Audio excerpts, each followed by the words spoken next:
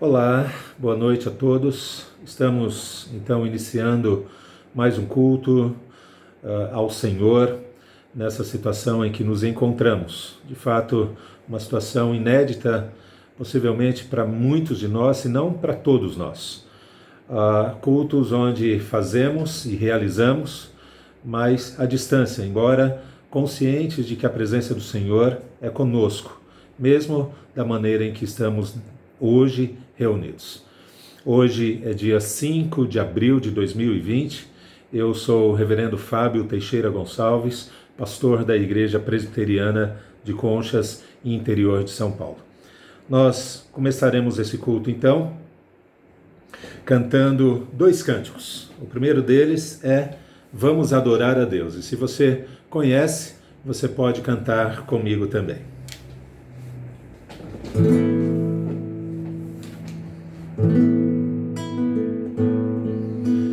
Vamos adorar a Deus. Vamos adorar a Deus. Vamos invocar seu nome. Vamos adorar a Deus. Ele veio em minha vida num dia especial, trocou meu coração por um novo sem igual, e esta é a razão por que eu digo que vamos adorar a Deus.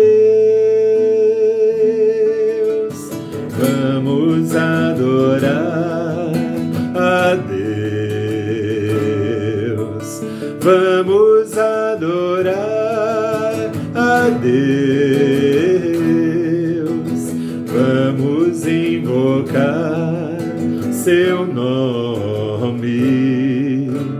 Vamos adorar a Deus.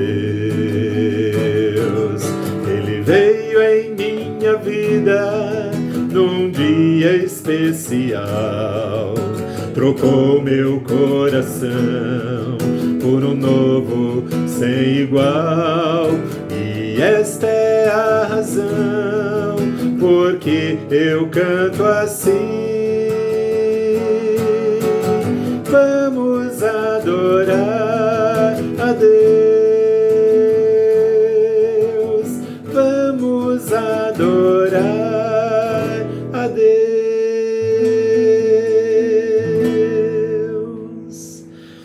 Há uma segunda música que eu convido você a cantar comigo, Amigo de Deus. Cantemos. Não existe nada melhor do que ser amigo de Deus, caminhar seguro na luz, desfrutar do seu amor, ter a paz no coração,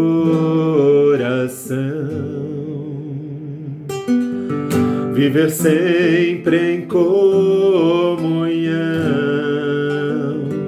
e assim perceber a grandeza do poder de Jesus, meu bom pastor.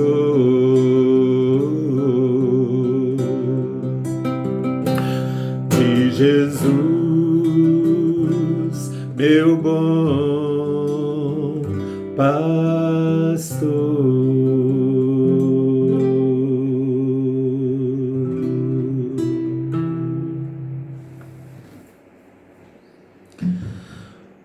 Feche os seus olhos, onde você estiver, vamos orar. Pai, nós temos o privilégio de estar na Tua presença. Nada se compara a um momento como esse. E te louvamos, portanto, Deus, pela alegria que o Senhor coloca no nosso coração de termos esse momento contigo. Somos aqui uma igreja, Deus, que nesses instantes, nesses momentos, se reúne para te exaltar, para te adorar, para prestar um culto ao Senhor. A nossa convicção é da tua santidade, portanto, da nossa pequenez e impureza diante do Senhor. E nesse sentido, nós queremos aqui clamar a ti, que desde esse momento já esteja perdoando os nossos pecados, as nossas falhas. Queremos estar na tua presença de maneira digna, de maneira correta, de um modo em que o Senhor se agrade, Deus. Pai, caminha conosco, anda conosco, nós te pedimos, Pai.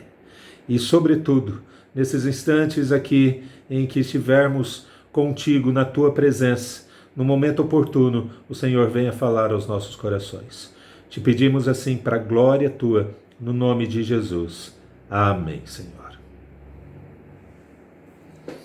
Eu quero convidar vocês, meus queridos e queridas, para que juntos meditemos nas Escrituras Sagradas. E eu convido você a abrir em Josué, capítulo 4. Josué, capítulo 4. Abra a sua Bíblia, portanto, nesse trecho das Escrituras Sagradas, lá no Velho Testamento, logo no início da Palavra do Senhor, um dos primeiros livros ali do Antigo Testamento.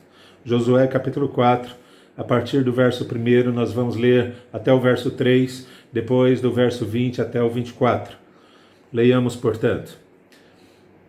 Tendo, pois, todo o povo passado o Jordão, falou o Senhor a Josué, dizendo: Tomai do povo 12 homens, um de cada tribo, e ordenai-lhes, dizendo: Daqui do meio do Jordão, do lugar onde parados pousaram os sacerdotes os pés, tomai 12 pedras, e levai-as convosco, e depositai-as no alojamento em que haveis de passar esta noite. Agora vá comigo ali para o versículo 20. As 12 pedras que tiraram do Jordão, levantou-as Josué em coluna em Gilgal, e disse aos filhos de Israel: Quando no futuro vossos filhos perguntarem a seus pais, dizendo: Que significam estas pedras? Fareis saber a vossos filhos, dizendo: Israel passou em seco este Jordão, porque o Senhor vosso Deus fez secar as águas do Jordão diante de vós, até que passasseis, como o Senhor vosso Deus fez ao mar vermelho, ao qual secou perante nós, até que passamos, para que todos os povos da terra conheçam que a mão do Senhor é forte, a fim de que temais ao Senhor vosso Deus todos os dias. Eu quero falar com vocês nessa noite, ainda que um brevíssimo tempo, sobre lembranças de um coração transformado pelo Senhor. Existem nos nossos dias e ao longo da história monumentos que servem justamente para que a lembrança permaneça na mente das pessoas. Eu faço referência aqui a bustos. Alguns desses nós encontramos sobretudo em praças públicas, estátuas, placas com nome e referência eventualmente àquilo que a pessoa fez, monumentos, enfim, de várias naturezas, são feitos exclusivamente para gerar lembranças. Mas vamos pensar aqui em alguns objetos talvez menores que também servem para isso. Algumas canetas, lá com alguns dizeres, às vezes com uma data específica, com o nome de algum evento que ocorreu em algum lugar. Fotos nem se fala, serve muito para lembranças. Vídeos, quadros, alguns livros, alguns desses que nós pegamos ali na estante e aí então observamos o tempo dele e pensamos, puxa, esse livro me marcou em tal época, em tal momento. pequenas anotações, às vezes uma planta, um objeto de cozinha, uma música que toca e que nós ouvimos, eventualmente, esses elementos todos, esses objetos todos, essas coisas todas nos trazem à memória algumas coisas que marcam ou que marcaram a nossa vida. O fato é que tudo isso serve para termos na nossa mente lembranças que de alguma maneira marcaram a nossa vida ou marcaram a vida de uma sociedade, de um povo, seja lá o que for. Veja, agora, da mesma maneira, há lembranças que precisam ficar gravadas na memória de todo crente por ser crente em Jesus. Como crentes no Senhor, há algumas coisas que efetivamente precisam estar o tempo todo presentes na nossa mente e na nossa lembrança. Eu trago aqui pelo menos dois elementos. O amor de Deus e o fato de Deus ter todo o poder em suas mãos.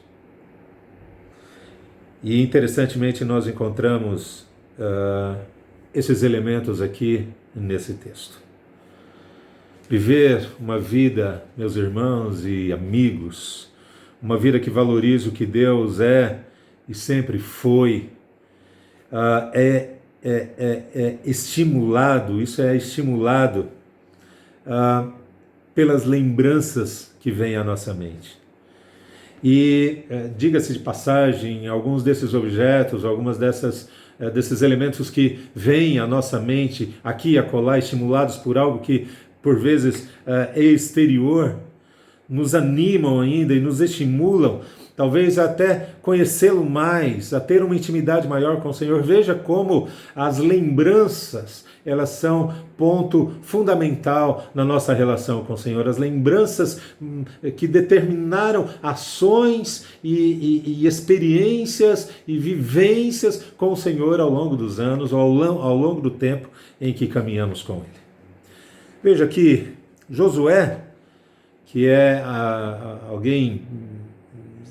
um dos grandes personagens das Escrituras Sagradas, especialmente ali do Velho Testamento, ele vive em torno de 1300 a.C., logo depois de Moisés, a quem ele substitui na liderança ali do povo de Israel.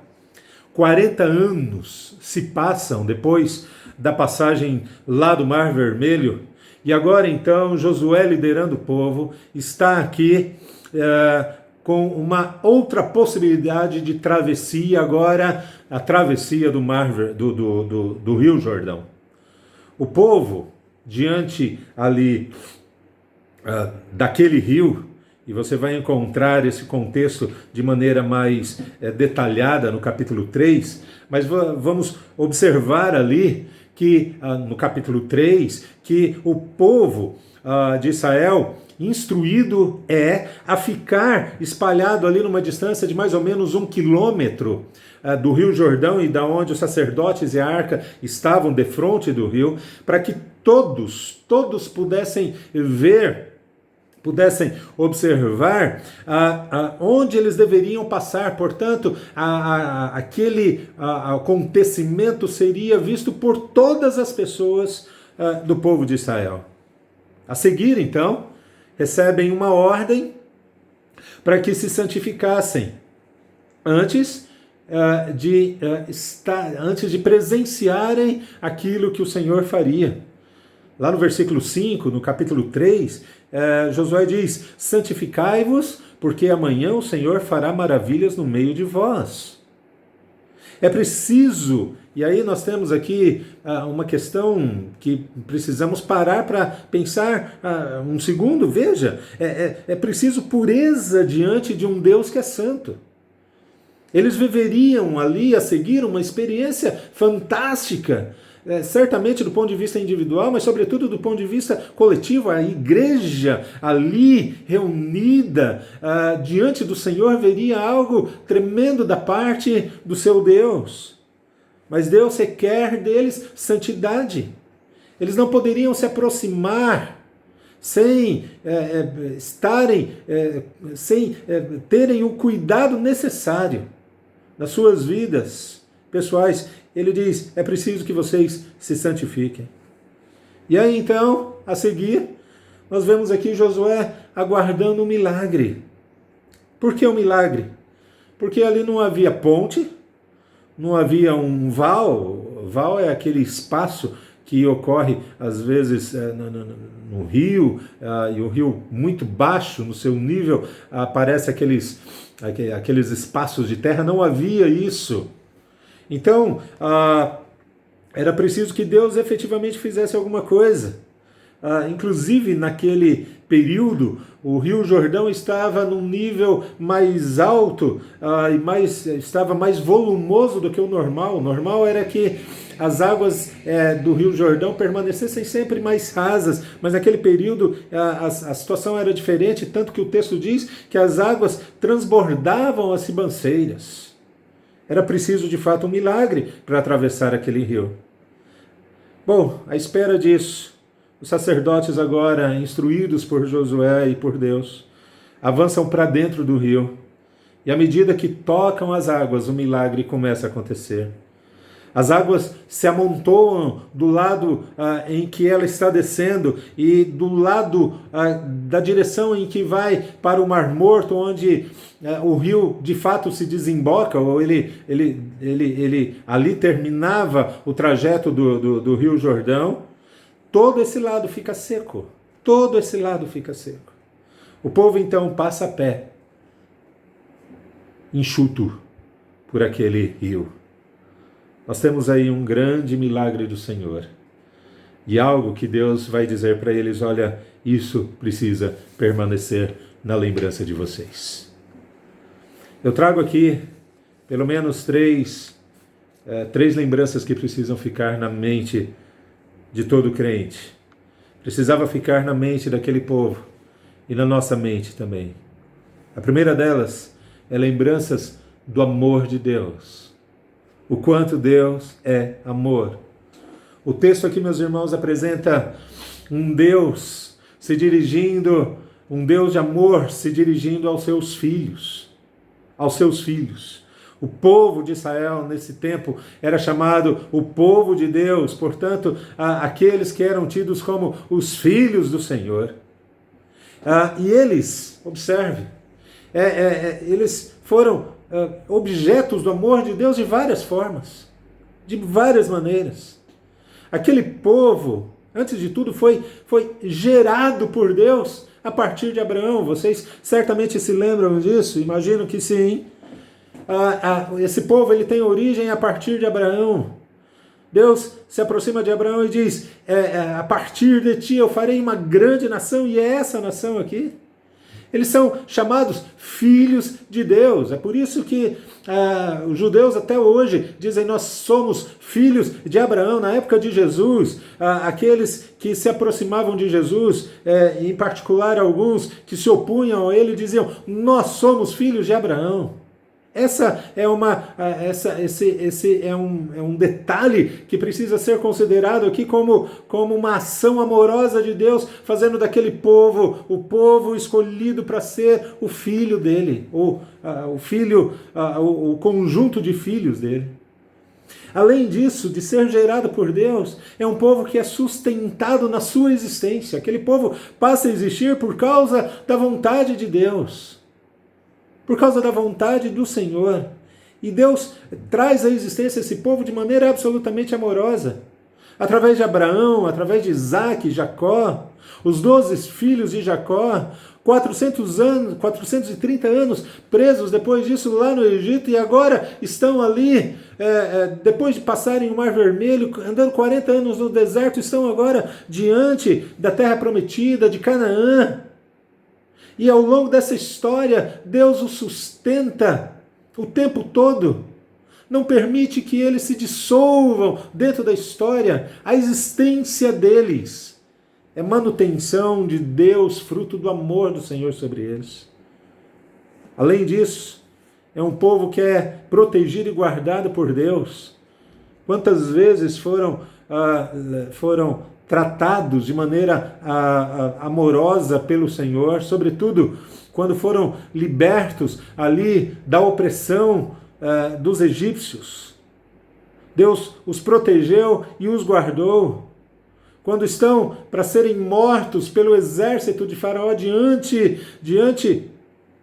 do Mar Vermelho, Deus abre o mar para que eles passem. E depois, ao longo de 40 anos no deserto, Deus os guarda, Deus os protege, Deus caminha com eles.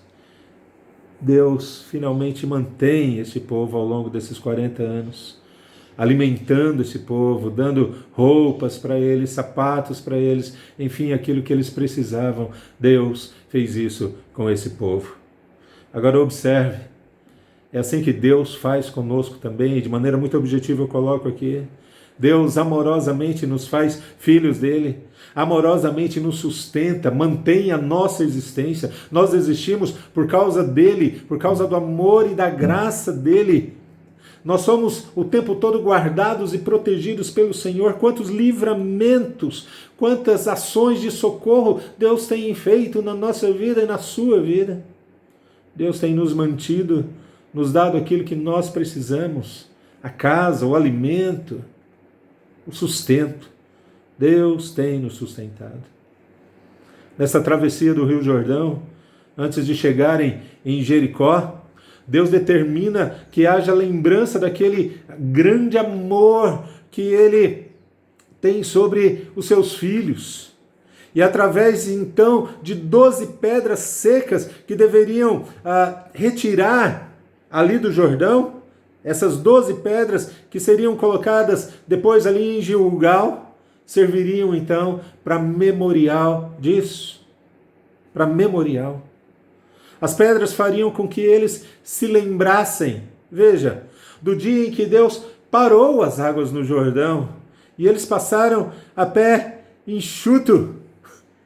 A pé enxuto. Veja, Deus está dizendo para eles: lembrem-se do quanto eu amo vocês e os amo tanto que providencio milagres quando é necessário, quando eles são necessários. Que eles se lembrassem que Deus fez isso porque os amava, livrando-os dos cananeus, dos heteus, dos heveus, dos ferezeus, dos girgazeus, dos amorreus e dos jebuseus. Você encontra isso lá no capítulo 10, no capítulo 3, dos versos 10 a 17. Como Deus livra o povo de Israel desses seus inimigos. Quando nós vamos ali para a primeira epístola que João escreveu, nós temos lá João dizendo o seguinte: Deus é amor. Responda essa pergunta. Você crê na existência de Deus? Você crê na existência de um Deus amoroso? Eu acredito que sim. E, portanto, você crê na existência do próprio amor como essência. Veja, se relacionar com Deus é se relacionar com o próprio amor. Se relacionar com Deus é se relacionar com aquilo que nós temos como algo muito caro para nós. Ser alcançado por Deus é ser alcançado pelo próprio amor, é ser objeto dele. Ser transformado por Deus é ser transformado pelo próprio amor. Nós nos relacionamos, portanto, com o amor, nós somos alcançados pelo amor e nós somos transformados por causa do amor e pelo próprio amor. Aquele povo muitas vezes foi infiel, mas Deus continuou a amá-lo. E é assim que Deus age conosco hoje, apesar de nós. Deus gerou a mim e a você do ponto de vista biológico, mas também do ponto de vista espiritual, partindo do pressuposto de que você que me ouve e me vê aqui, você já conhece o Senhor e já entregou o seu coração para Ele de maneira total. Observe, Deus te gerou e tem mantido você vivo, te protegendo, te guardando, te sustentando em tudo aquilo que você precisa. E isso é fruto do amor dele. Deus te ama e é por isso que Ele faz isso com você. Mas e agora que estamos aqui em meio a uma crise sem precedentes na nossa história? Essa crise que está nos jornais todos os dias.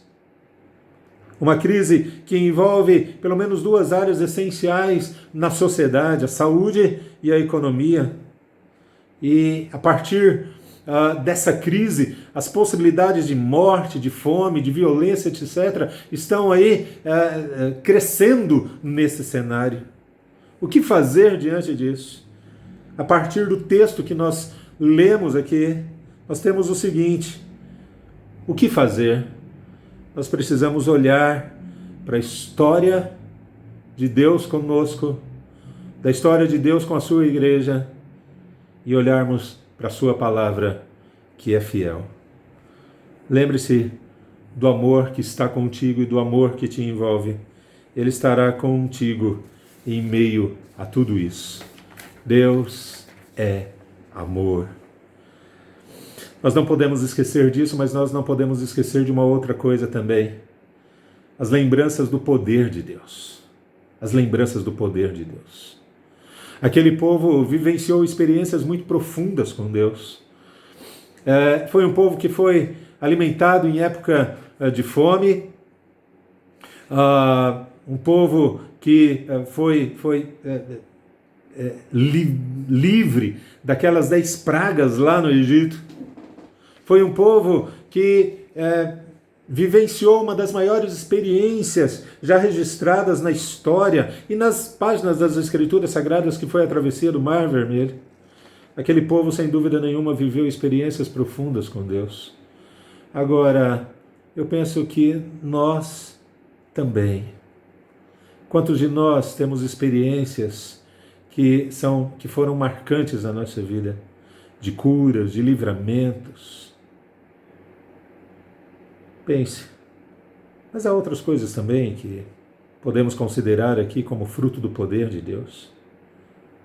Eu tenho uma pequeniníssima lista aqui, mas eu queria que você a considerasse. O poder de Deus é o que nos dá o alimento diário. É o poder de Deus que nos dá a capacidade de pensar, de raciocinar, toda a nossa inteligência. É o poder de Deus que possibilita todas as nossas capacidades motoras, livramentos de doenças, livramentos de acidentes, nos ajuda no poder, nos problemas financeiros. Quantas experiências temos tido nessas áreas? Quantas experiências temos tido de Deus restaurando a nossa alegria e a paz no nosso coração, que por algum motivo tenha se perdido? Deus restaurando a harmonia dos nossos lares ou de lares que têm sido objeto das nossas orações. Quantas experiências e quanta coisa Deus tem feito conosco, em nós e através de nós. Tudo isso é o poder de Deus. Exemplos do poder de Deus na nossa vida que devem ser lembrados o tempo todo. Que poder é este? É o poder de transformar aquilo que parece impossível no possível. No possível. Mas então, alguém poderia questionar, pensando o seguinte: mas Deus pode transformar outras coisas? Deus pode transformar caráter, por exemplo? Ou comportamento de alguém? Pode transformar uma família que precisa de ajustes sérios ali? Talvez o marido, talvez a esposa, etc. Ajustes, quem sabe, na vida de irmãos em Cristo, na vida do próprio pastor. O pastor precisa ali de alguns ajustes. Será que Deus tem poder para fazer isso?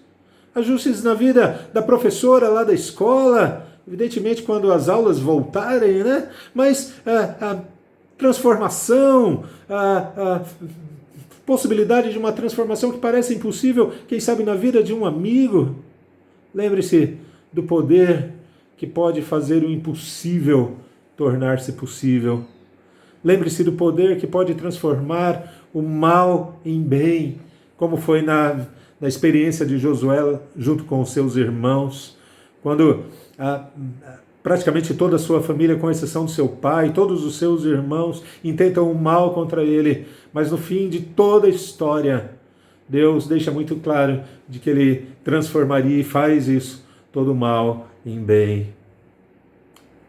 Lembre-se que o poder de Deus pode transformar o mal em bem, transformar toda a preocupação em sossego da alma, Toda ansiedade, incerteza dos cuidados divinos pode transformar a sensação de solidão na percepção quase tangível da presença de Deus. Mas eu quero ir terminando, meus irmãos e irmãs, meus amigos e amigas, com o último ponto. As lembranças, ou essas lembranças, devem ser transmitidas.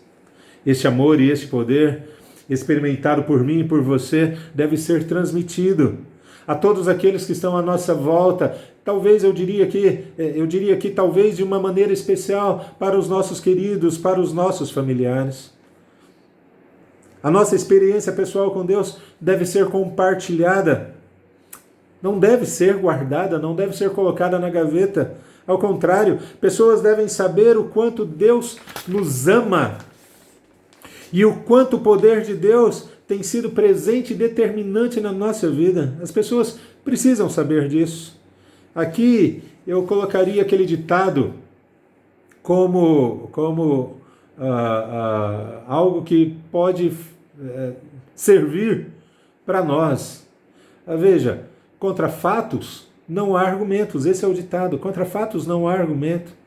E eu e você temos fatos que podem vencer qualquer argumento, mas nós precisamos expor esses fatos. Os fatos que revelam o amor e o poder de Deus.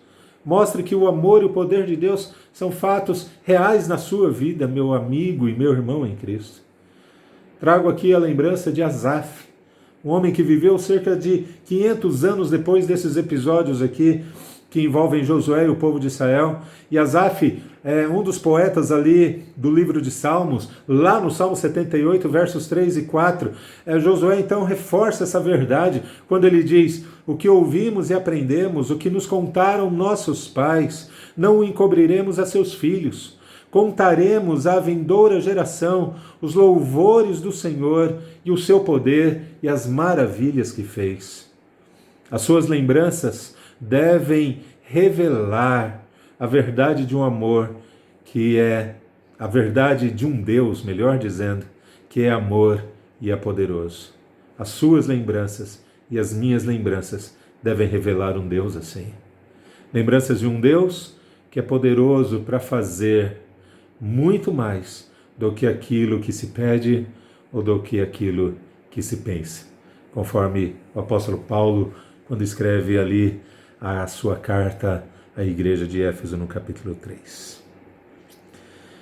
Que hoje seja um dia especial para cada um de nós,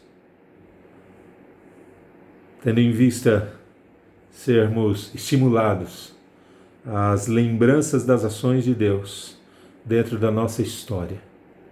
Que essas lembranças, elas colaborem na certeza que temos um Deus amoroso e um Deus poderoso nas nossas vidas. Que Deus nos abençoe, queridos. Eu quero convidar você a cantar comigo, se você tiver aí o seu hinário presbiteriano, o hino número 107. Vamos cantar juntos esse hino? Ao pé da cruz. Ao pé da cruz.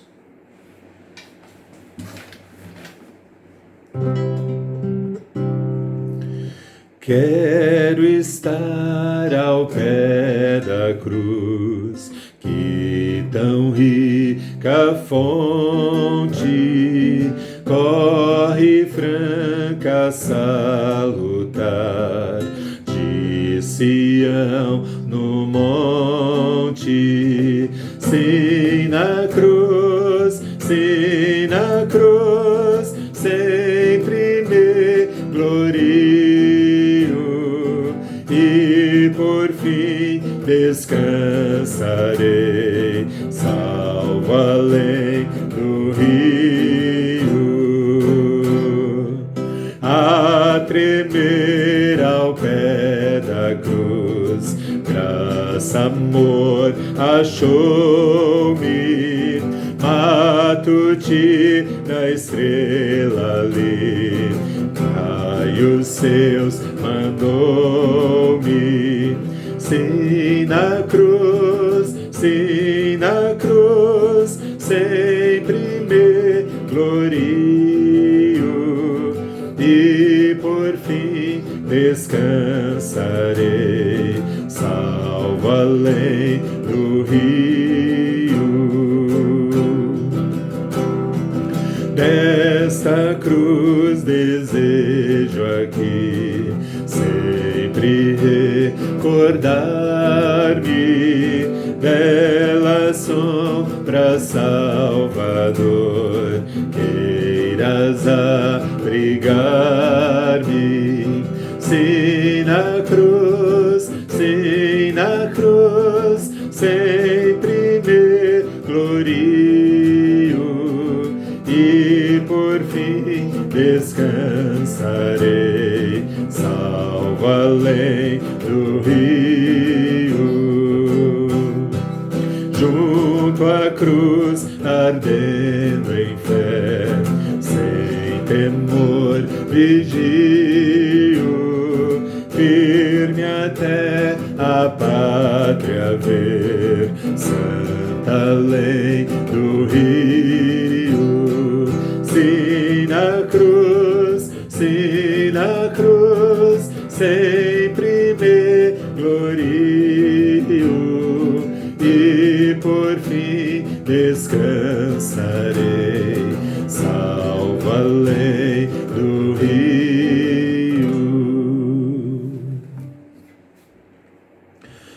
Feche os seus olhos mais uma vez. Vamos orar. Pai, nós temos a convicção de que o Senhor falou conosco nessa hora de culto. A tua palavra é eficaz e ela é sempre positiva na sua atuação, atingindo os corações que carecem de maneira especial dela. Cada um de nós, Deus, ouvimos a tua voz nessa noite e clamamos a ti que o Senhor nos ajude a mantermos a nossa mente cheia de lembranças do grande amor do Senhor e do grande poder que emana da tua presença e do Senhor mesmo, Pai. Pedimos-te em nome de Jesus que essas lembranças, ó Deus, permeiem a nossa história de uma maneira em que elas nos estimulem o tempo todo a nos aproximarmos mais e mais do Senhor e, sobretudo, nos ajude, Deus, a transmitirmos essas verdades que experimentamos ao longo da nossa história. Experiências que marcaram a nossa vida, que revelam e que revelaram o teu amor e o teu poder. Nos ajude a transmitir isso àqueles que nos cercam, de maneira especial, àqueles que fazem parte das nossas famílias. Que assim seja, Deus, para a glória do teu nome, e falamos contigo em nome de Jesus. Amém, Senhor. Recebei a bênção, queridos. E agora, que a graça do nosso Senhor e Salvador Jesus Cristo, o amor de Deus, o nosso Pai, e o consolo do Espírito Santo do Senhor esteja na vida de cada um de vocês, queridos e queridas, amados e amadas em Cristo Jesus, hoje e sempre. Amém.